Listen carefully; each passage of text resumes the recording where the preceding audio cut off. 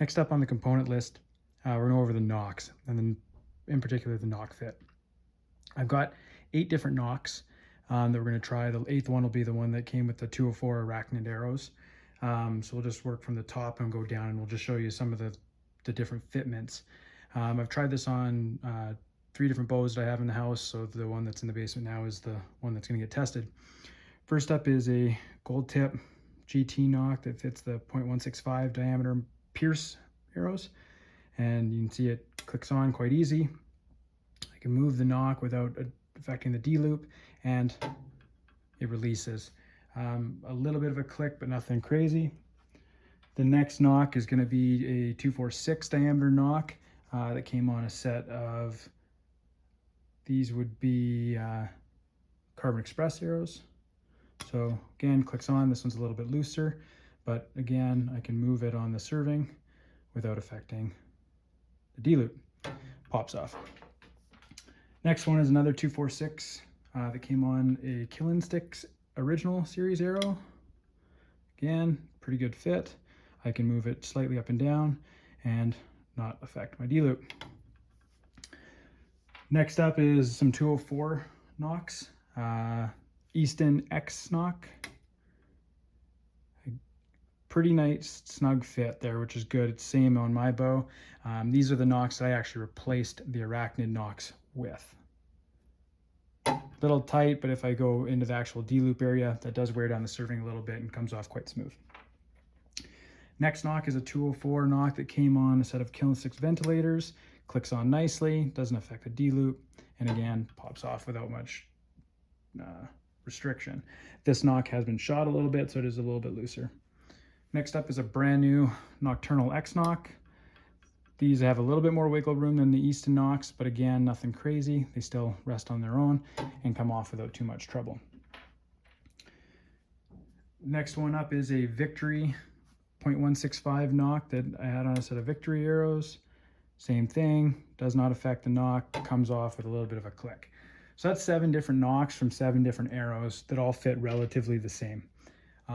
They fit within varying amounts of tightness, but none of them affect the D loop or take any significant force to pull off. Now this is the nock that came with the Arachnid 204 arrows, and I'll have to actually, so you can see how much force I had to put on to get it to click on. When I spin this, you can see it twist the D loop.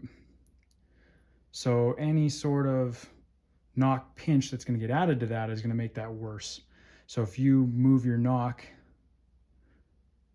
D loop area while you're drawing, and because you say you torque your bow a little bit on a shot or you're a little bit off kilter, that's actually twisting your arrow, and that's going to twist that arrow either up and lift it off your rest, push it down into your rest, or lean it left or right.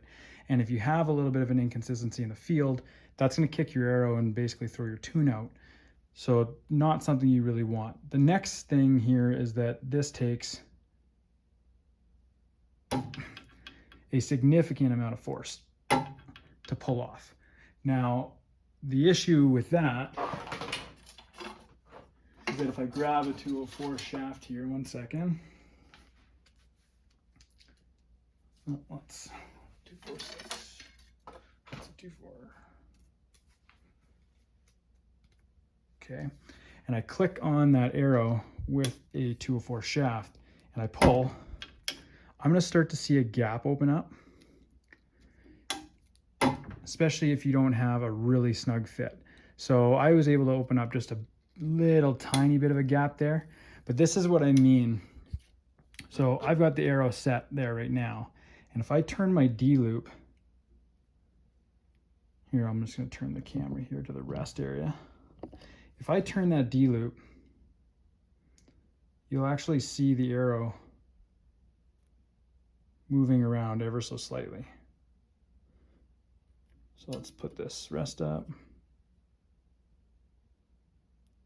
And that little inconsistency right there, just from me turning the D loop, is what's going to cause that issue.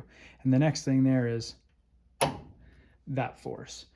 It's going to make a really loud noise, and it's going to rob some of your power on your shot, because it's going to actually hold your arrow back on the shot.